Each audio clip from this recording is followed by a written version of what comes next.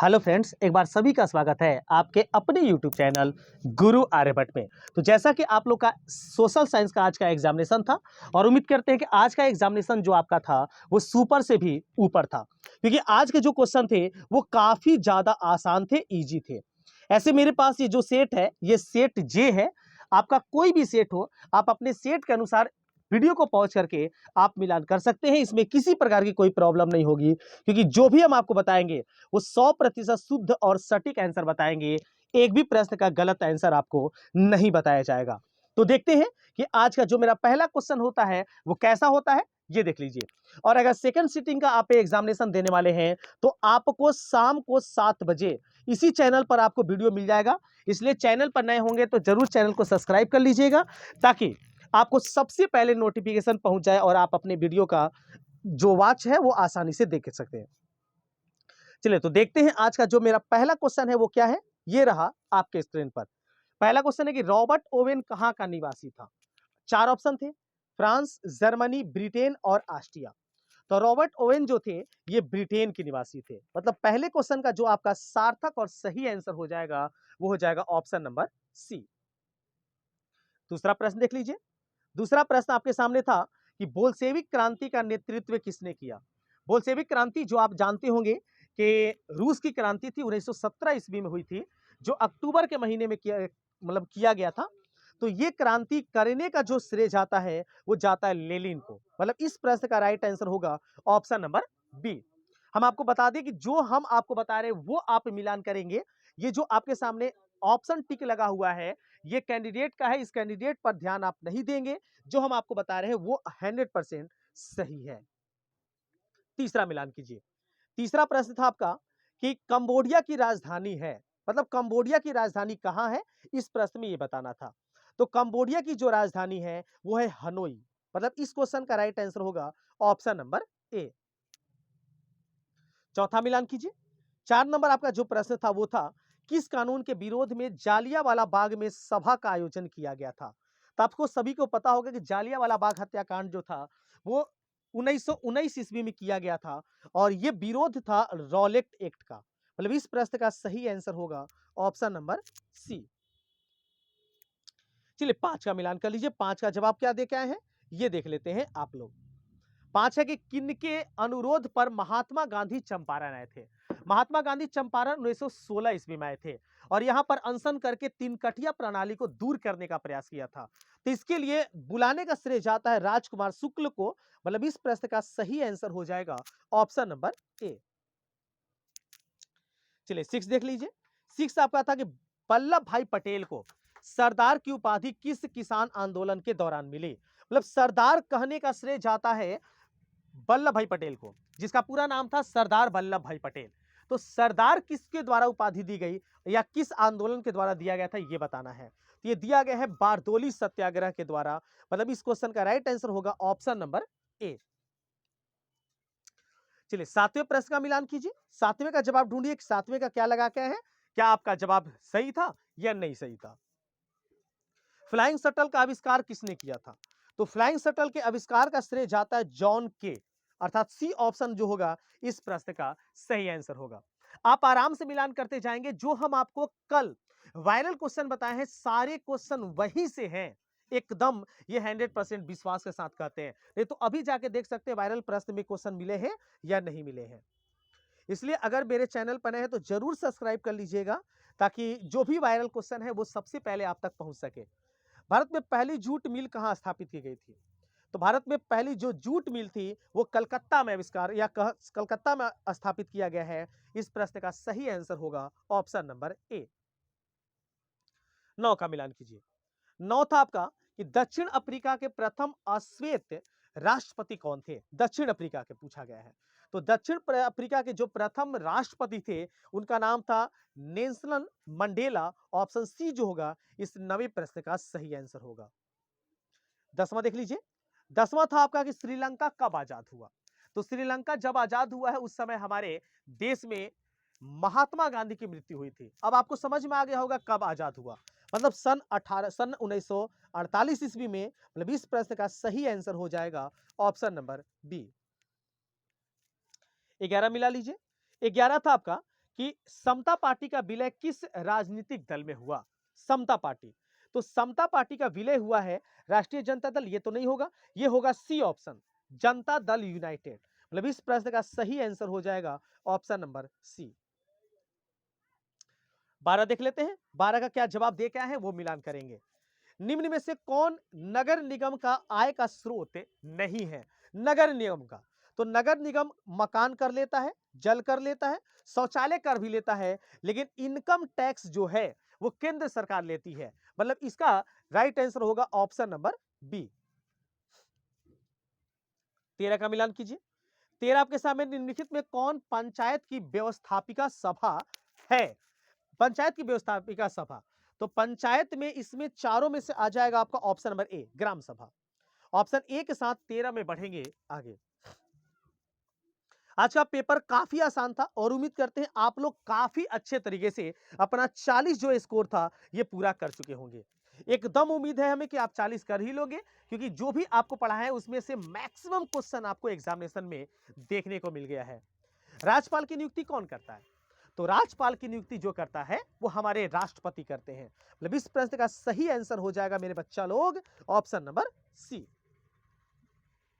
चलिए 15 का मिलान कीजिए। 15 है कि स्थानीय स्वशासन राज्य की नीति निदेशक सिद्धांतों के किस अनुच्छेद में है? आपको ये 15 में बताना था। तो 15 का आपका जो राइट आंसर होगा ये हो जाएगा अनुच्छेद 51, option D is right answer. चलिए 16 देख लेते हैं। 16 आपके सामने था कि ग्राम कचहरी में मुकदमे सुलझाए जाते हैं। ग्राम सभा जो होते हैं या ग्राम कचहरी जो होता है इसमें कैसे मुकदमे सुलझाए जाते हैं? दीवानी मामले के या फौजीदारी मामले के? तो हम आपको बता देंगे ये ए और बी दोनों के मामले सुलझाए जाते हैं, इसलिए इसका राइट आंसर होगा ऑप्शन नंबर सी, ए और बी दोनों। 17 देख लीजिए। 17 मिलाइए। समाजवादी अर्थव्यवस्था का गुण है, तो समाजवादी अर्थव्यवस्था का गुण क्या है? तो इसमें से आपका राइट आंसर होगा सामाजिक कल्याण। हाँ, सी ऑप्शन जो होगा इस प्रश्न का सही आंसर होगा प्रश्न नंबर 17 में। 18 मिलाइए। 18 आपका था कि विकसित देशों की आय में वृद्धि के लिए किस पद का प्रयोग होता है? विकसित देशों में, जैसे हमारा जो देश है भारत, ये विकासशील देश है, लेकिन अमेरिका, रूस, चीन जो है ये विकसित हो चुके हैं। तो वहां पर वृद्धि के लिए किस पद का प्रयोग किया जाता है? तो 18 का आपका राइट आंसर होगा आर्थिक विकास, ऑप्शन ए के साथ यहां भी चलेंगे आगे। 19 देखते हैं। 19 क्या था? ये तो काफी आसान, कल शाम को हम आपको बताए थे। निम्नलिखित में कौन प्लास्टिक मुद्रा है? मतलब प्लास्टिक का जो बना होता है वो मुद्रा प्लास्टिक मुद्रा कहता है। तो एटीएम कार्ड जो होता है प्लास्टिक मुद्रा होता है, लेकिन इस ऑप्शन में एटीएम कार्ड नहीं दिया गया था, लेकिन डेबिट कार्ड भी प्लास्टिक मुद्रा ही होता है, इसलिए हम इसको कहेंगे कि सी ऑप्शन जो होगा इस 19 का ये सही आंसर होगा। चलिए 20 का मिलान कीजिए। 20 है कि भारत के सकल घरेलू उत्पाद में किस क्षेत्र का योगदान सर्वाधिक है? भारत के सकल घरेलू, तो सकल घरेलू जो है इसमें सबसे ज्यादा योगदान जो है वो कृषि क्षेत्र का है। मतलब 20 का राइट आंसर होगा ऑप्शन नंबर ए। क्योंकि भारत जो है कृषि प्रधान देश कहा जाता है और यहाँ कृषि का जो क्रिया है वो सबसे ज्यादा होता है। 21 का मिलान कीजिए। 21 है कि छिपी बेरोजगारी पाई जाती है। छिपी बेरोजगारी कहां पाई जाती है? सेवा क्षेत्र में, कृषि क्षेत्र में या औद्योगिक क्षेत्र में, या इनमें से कोई नहीं? तो 21 का आपका राइट आंसर होगा ऑप्शन नंबर बी, कृषि क्षेत्र में छिपी बेरोजगारी के रूप में हम जानेंगे ऑप्शन नंबर बी को। 22 देखिए। रूस की मुद्रा क्या है? काफी अच्छा क्वेश्चन। तो टका तो है बांग्लादेश की मुद्रा, रूस की जो मुद्रा है वो है रूबल। ऑप्शन सी के साथ यहां इस प्रश्न में को भी जल्दी से बढ़ा लेते हैं आगे। चलिए इसके बाद 23 मिलाइए। 23 क्वेश्चन का देखिए क्या जवाब होता है। तो 23 आपके साथ था कि साख का आधार क्या है? तो साख देखिए इंग्लिश में देख सकते हैं बेसिक ऑफ क्रेडिट, तो क्रेडिट आपके विश्वास पर दिया जाता है। मतलब इस प्रश्न का सही आंसर होगा ऑप्शन नंबर ए। आपका ट्रस्ट जब होता है अर्थात आप पर विश्वास होता है जब बैंकिंग को, तो आपको साख बनाया जाता है। 24 देख लीजिए। वस्तुओं और सेवाओं को अपने उपयोग के लिए कौन खरीदता है? तो वस्तुओं और सेवाओं के उपयोग के लिए खरीदता है आपका कौन? उपभोक्ता। मतलब इस प्रश्न का सही आंसर होगा ऑप्शन नंबर सी। 25 मिलान कर लीजिए। 25 आपका था कि निम्न में कौन लोकतंत्र का प्राण है? तो लोकतंत्र के प्राण के रूप में जो जाना जाता है वो आपका होता है राजनीतिक दल। ये काफी ज्यादा फेमस आपको क्वेश्चन हम पढ़ा चुके हैं कि लोकतंत्र का प्राण राजनीतिक दल को कहते हैं क्यों। तो यहां पूछ दिया कि लोकतंत्र का प्राण कौन है, तो राजनीतिक दल। इसका मतलब इस प्रश्न का सही आंसर ऑप्शन नंबर सी होगा। 26 देख लीजिए। 26 है कि भारतीय कम्युनिस्ट पार्टी की स्थापना कब हुई। तो भारतीय कम्युनिस्ट पार्टी की स्थापना हुई है, ये आपका हुआ है सन 1925 ईस्वी में। मतलब 26 का जो सही आंसर होगा वो होगा ऑप्शन नंबर ए। चलिए 27 तो मोस्ट इंपोर्टेंट क्वेश्चन, ये भी हम आपको कल शाम को कराए हैं। किसने कहा लोकतंत्र जनता का, जनता के लिए और जनता के द्वारा शासन है। तो ये कहने का श्रेय जाता है अब्राहम लिंकन को। मतलब इस प्रश्न का सही आंसर होगा ऑप्शन नंबर बी। 28 का मिलान कीजिए।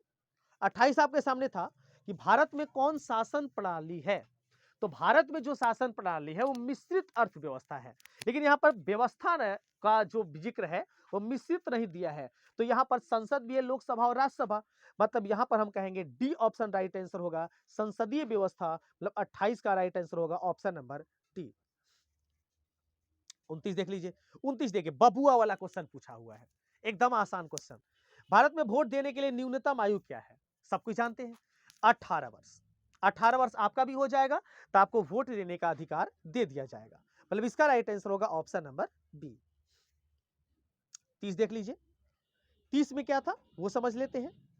30 आपके सामने था लोकतंत्र की सफलता की चुनौती क्या है। तो लोकतंत्र की सफलता की जो चुनौती है वो अफसरशाही भी है, अशिक्षा भी है और जातिवाद भी है। तो इसका राइट आंसर होगा ऑप्शन नंबर डी, इनमें से सभी। आपको एक बता दें कि इनमें से सभी अगर आपके सामने कभी आ जाए तो आप देख लीजिएगा कि 90% जो जवाब होता है वो इनमें से सही वाला सही हो जाता है। इसलिए जब भी इनमें से सही आपके सामने आ जाए तो उस पर थोड़ा सा गौर कर लीजिएगा और तब आप सही प्रश्नों का जवाब दीजिएगा। 31 देख लीजिए।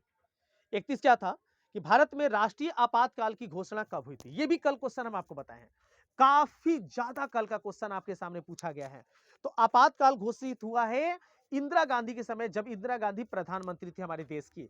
और वो कब थी, 1975 ईस्वी में। मतलब इस प्रश्न का सही आंसर होगा ऑप्शन नंबर ए। 32 देख लीजिए। 32 था कि सुनामी प्रभावित क्षेत्र में मकानों का निर्माण कहां करना चाहिए। मतलब जहां सुनामी ज्यादा आता है वहां मकान कहां निर्माण करने चाहिए। तो मकान कहां निर्माण करेंगे, सागर तट के निकट, तो घर ही में पानी घुस जाएगा। मैग्रोन वन में, जंगल में आप क्या रहने जाएंगे, एकदम नहीं। तो इसका राइट आंसर होगा सागर तट से दूर। मतलब सागर का जो तट है उससे दूर हम अपना मकान बनाएंगे ताकि मकान में किसी तरह का प्रभाव सुनामी का न पहुंच पाए। इसका मतलब इस प्रश्न का सही आंसर ऑप्शन बी होगा। 33 देख लीजिए। 33 क्या था, इटली के एकीकरण में निम्न में किसका योगदान था। इटली के एकीकरण में मेझिनी का योगदान था, सही बात है। गैरिबाल्डी भी थे और काउंट कावूर्थ भी थे। इसका मतलब इसका राइट आंसर होगा ऑप्शन नंबर डी, इनमें से सभी। देखिए दूसरा क्वेश्चन ऐसा मिल गया हमको इनमें से सभी वाला, और पहले बोल चुके हैं कि 90% आपका क्वेश्चन का सही इनमें से सभी हो जाता है। 34 देख लीजिए। 34 था कि भारत में 1 रुपया का नोट कौन जारी करता है। काफी अच्छा क्वेश्चन और काफी फेमस क्वेश्चन। ये कल हम आपको नहीं पढ़ाए थे लेकिन अपने सेशन में हम इसको पढ़ा चुके हैं। तो 1 रुपया का जो नोट है ये स्थापित करता है वित्त विभाग। मतलब इसका राइट आंसर होगा ऑप्शन नंबर सी। और 1 रुपया से ज्यादा जो नोट होता है उसको भारतीय रिजर्व बैंक जो है ये स्थापित करता है। 35 देखिए, ये कल का क्वेश्चन है। प्राथमिक क्षेत्र में कौन सी आर्थिक क्रिया शामिल है। तो प्राथमिक क्षेत्र में कृषि भी शामिल है, खनन भी है, पशुपालन भी है। ये सभी प्राथमिक क्षेत्र के अंतर्गत ही आते हैं। इसलिए इस प्रश्न का राइट आंसर होगा ऑप्शन नंबर डी, इनमें से सभी। देखिए ये तीसरा प्रश्न जो है इनमें से सभी वाला आपके सामने सही हो गया। 36 देखिए। 36 के निम्न में कौन साख मुद्रा का उदाहरण है। साख जो होता है आपके विश्वास पर आपको दिया जाता है। तो साख मुद्रा का उदाहरण बताना इस 36 में, तो 36 का आपका राइट आंसर होगा सिक्के। मतलब इसका राइट आंसर हम कहेंगे ऑप्शन नंबर सी को। 37 देख लीजिए। विश्व व्यापार संगठन की स्थापना कब हुई थी। तो विश्व व्यापार संगठन की स्थापना हुई है 1991 ईस्वी में। हम आपको बता दें 1991 ईस्वी में सीएसओ का मतलब जो आपका विश्व व्यापार संगठन है, इसकी स्थापना की गई थी। लेकिन इसमें तो कोई ऐसा ऑप्शन दिख नहीं रहा है। चलिए इसका राइट आंसर होगा, थोड़ा सा गलती हो गया, सी ऑप्शन ले लीजिएगा, 1995 ईस्वी विश्व व्यापार संगठन।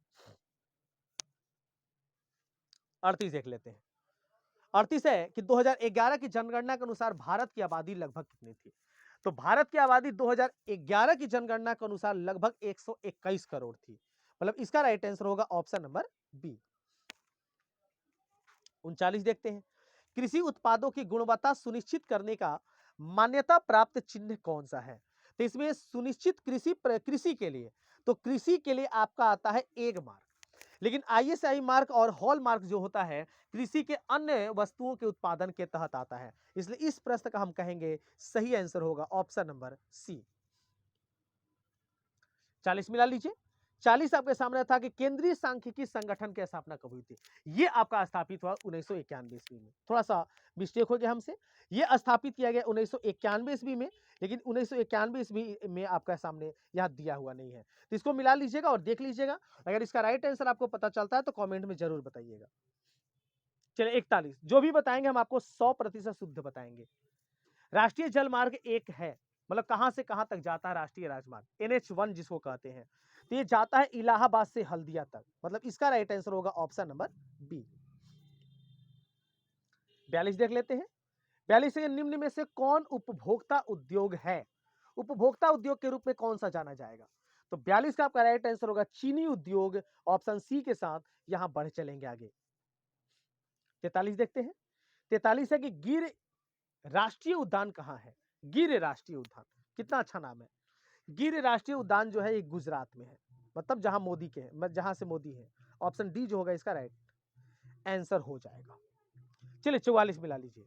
प्रथम पृथ्वी सम्मेलन आयोजित कहां हुआ था? तो पहला जो पृथ्वी सम्मेलन है ये स्थापित हुआ था रियो डी जनेरियो में। ऑप्शन ए जो होगा एकदम राइट आंसर होगा। कल के जो रात्रि सेवा थी उसमें ये भी क्वेश्चन हम आपको बता चुके थे। ऐसे 40 प्रश्न ही जवाब देने थे, लेकिन यहां पर जो भी हम आपको बताएंगे वो 100% शुद्ध और टोटल 80 प्रश्नों का जवाब देके जाएंगे। निम्न में कौन खरीफ फसल है? तो खरीफ फसल में आपको जानकारी होगा धान सबसे ज्यादा प्राथमिकता दी जाती है, लेकिन धान यहाँ ऑप्शन में है ही नहीं। लेकिन तो यहाँ पर आपका हो जाएगा कपास। कपास भी आपका खरीफ फसल के रूप में जाना जाता है। तो 45 का राइट आंसर होगा ऑप्शन नंबर डी। 46 देख लीजिए। बांध की आधुनिक भारत का मंदिर किसने कहा? बांध को आधुनिक भारत का मंदिर किसने कहा? तो ये कहने का श्रेय जाता है हमारे पंडित नेहरू, मतलब जवाहरलाल नेहरू के द्वारा ये बात कही गई थी। Option B is right answer. चलिए 47 इसके बाद मिलान करते हैं। 47 आपके सामने है कि मरुस्थलीय मृदा कहां मिलती है? मरुस्थलीय मृदा मतलब जहां की मिट्टी जो है वो मर गई है, जो रेगिस्तान के रूप में जानी जाती है। तो ये पाया जाता कहां पर? राजस्थान में।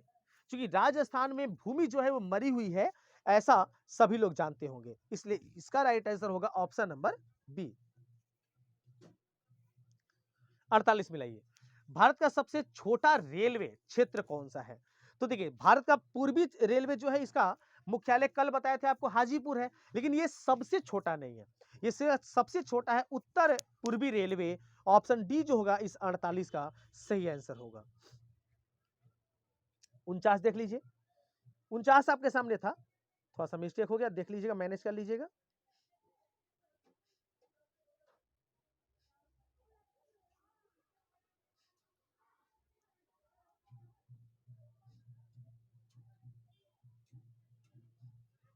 चलिए आ गए 49 के पास। 49 क्या था? 49 आपके सामने था कि निम्न में कौन जीवाश्म ईंधन है? अब इसमें जीवाश्म ईंधन आपको बताना था। तो जीवाश्म ईंधन कोयला है, पेट्रोलियम भी है, प्राकृतिक गैस भी है। मतलब इसका राइट आंसर होगा इनमें से सभी। ऑप्शन डी जो होगा इस प्रश्न का सही आंसर होगा। देखिए चौथा ऐसा प्रश्न आया जिसमें इनमें से सही होने के बावजूद वो सही हो रहा है। 50 देख लीजिए। 50 आपके सामने कि भारत का प्रथम परमाणु विद्युत गृह कहां स्थित है? तो इसका जवाब हो जाएगा आपका, ये तो सब लोग जानते हैं, इसका जवाब सब लोग को पता है, और इसका जवाब होगा Tarapur. Option D is right answer.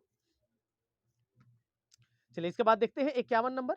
51 का मिलान करेंगे, 51 का जवाब क्या होता है। मणिकर्ण भूतापीय ऊर्जा संयंत्र किस राज्य में स्थित है? मणिकर्णीय भूतापीय। तो ये जो आपका बच्चा लोग स्थित है, ये आपके है हिमाचल प्रदेश में। मतलब इस प्रश्न का सही आंसर होगा बच्चा हमारे सभी प्यारे ऑप्शन नंबर सी। 52 का मिलान कीजिए, एकदम मिलान कर लीजिए आपका कितना सही है। आवश्यकता पड़े तो वीडियो को बीच में पॉज कर लीजिएगा और तब आप मिलान कर लीजिएगा। सभी ग्रुपों में क्वेश्चन आगे पीछे होते हैं, क्वेश्चन का क्रम आगे होता है, क्वेश्चन सभी एक ही होते हैं। सिंदरी किस उद्योग के लिए जाना जाता है? तो सिंदरी जो है वहां पर उर्वरक या खाद बनाया जाता है। मतलब इसका राइट आंसर होगा ऑप्शन नंबर बी, उर्वरक उद्योग के लिए। 53 देखते हैं, एशिया में सबसे पुराना रेलवे वर्कशॉप कौन सा है? तो एशिया, एशिया पूछा गया, देखिए विश्व में नहीं पूछा गया है, एशिया में। 7 महादेशों में एशिया सबसे बड़ा महादेश है, वहां पर पूछा गया है। तो इसका जवाब आपका हो जाएगा चितरंजन लोकोमोटिव, नहीं ये नहीं होगा 53 का। 53 का आपका राइट आंसर होगा Jamalpur railway workshop is right answer. Option C जो होगा इससे 53 का राइट आंसर होगा। 54 का मिलान कीजिए, सिलिकॉन शहर के नाम से कौन प्रसिद्ध है? ये काफी अच्छा क्वेश्चन। सिलिकॉन शहर, तो सिलिकॉन शहर के रूप में प्रसिद्ध है बेंगलोर, अर्थात बेंगलोर। ऑप्शन बी जो होगा इस 54 का सही आंसर हो जाएगा। चलिए 55 मिला लीजिए, मंदार पहाड़ी किस जिले में है? ये आपको बताना था, मंदार में। मुंगेर, भागलपुर, बांका या फिर बक्सर? तो 55 का राइट आंसर होगा ऑप्शन नंबर सी, बांका। चलिए इसके बाद 56 देख लीजिए, 56 का है कि सासाराम नगर का विकास हुआ था। कल हम आपको बताए थे कि सासाराम नगरी जो है उसमें किसका मकबरा स्थित है, लेकिन यहां क्वेश्चन थोड़ा सा चेंज करके दे दिया है। जो सासाराम नगर है इसका विकास कब हुआ?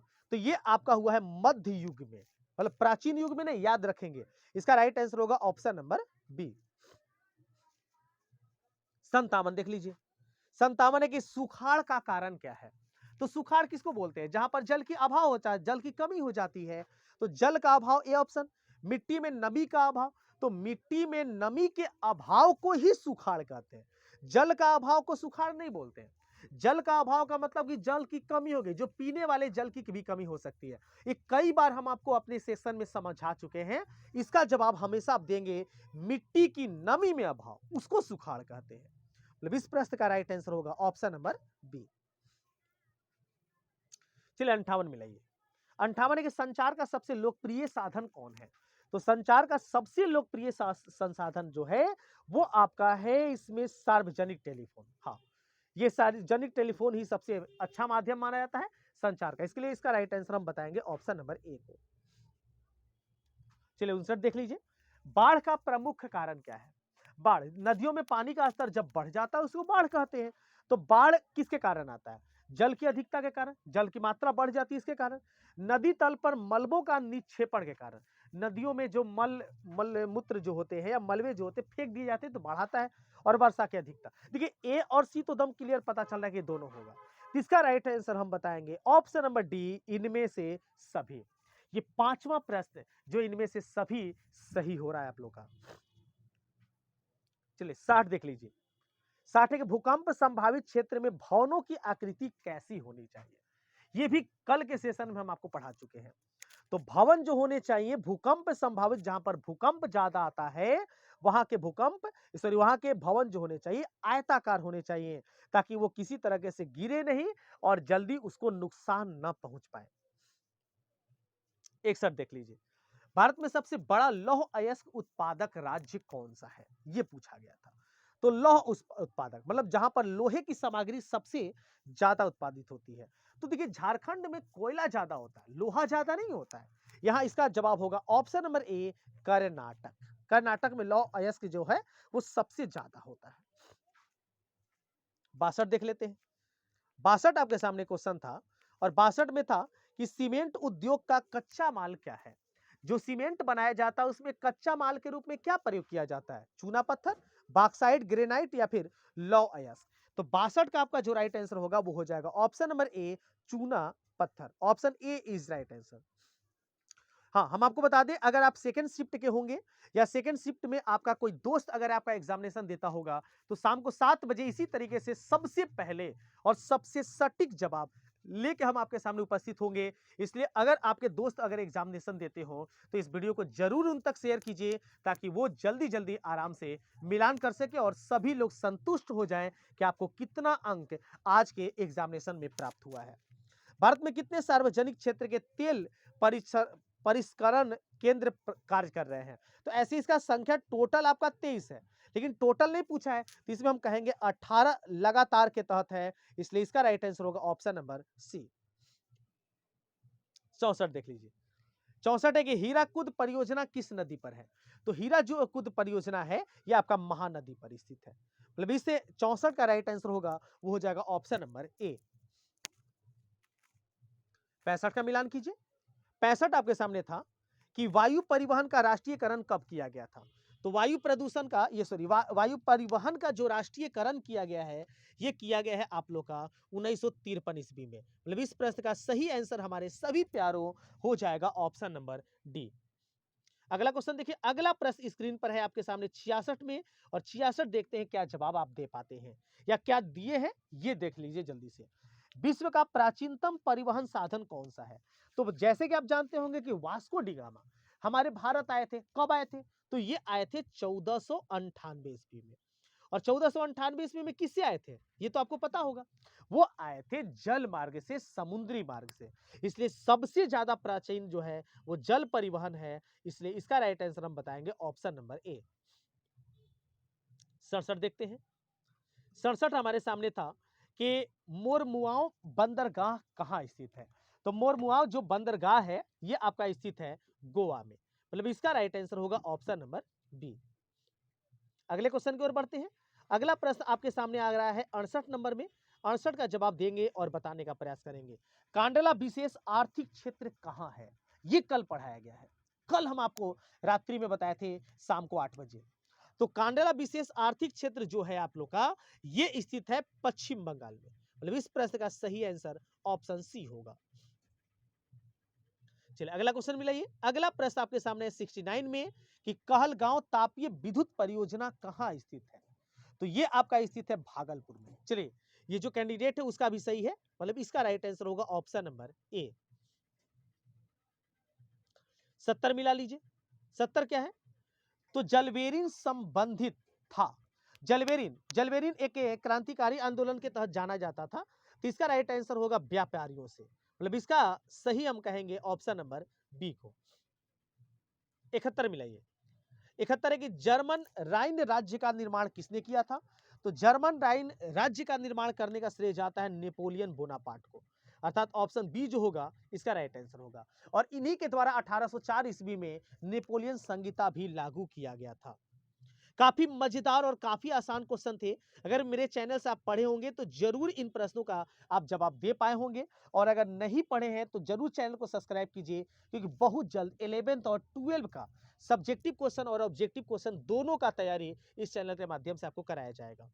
वियना सम्मेलन था, तो वियना सम्मेलन हुआ था सन 1815 ईस्वी में, जिसके बाद वियना कांग्रेस की स्थापना की गई थी। इसका राइट आंसर होगा ऑप्शन नंबर ए। 73 देख लेते हैं। 73 आपके सामने कि अमृत बाजार पत्रिका का संपादक कौन थे? अमृत बाजार, तो अमृत बाजार के संपादक जो थे वो मोतीलाल घोष जी थे। ऑप्शन ए जो होगा इस प्रश्न का सही आंसर होगा। 74 मराठा समाचार पत्र किस भाषा से संबंधित है? देखिए ये इतना आसान क्वेश्चन जो है आप लोग गलती करके आते हैं, कुछ लोग मराठी मार दिए होंगे, क्योंकि मराठा से संबंधित आपको दिख रहा है मराठी, तुरंत लग गया। लेकिन आपको बता दें कि ये पंडित नेहरू के द्वारा अंग्रेजी में अनुवादित किया गया था, इसलिए इसका सही आंसर होगा ऑप्शन नंबर ए। 75 देख लीजिए। 75 है कि निम्न में किस सिख गुरु का जन्म पटना में हुआ है? तो सिख में के 10वें जो गुरु थे गुरु गोविंद सिंह, उनका जो जन्म है वो पटना में हुआ था, इसलिए इसका राइट आंसर होगा ऑप्शन नंबर डी 10वें। चलिए 76 देख लीजिए।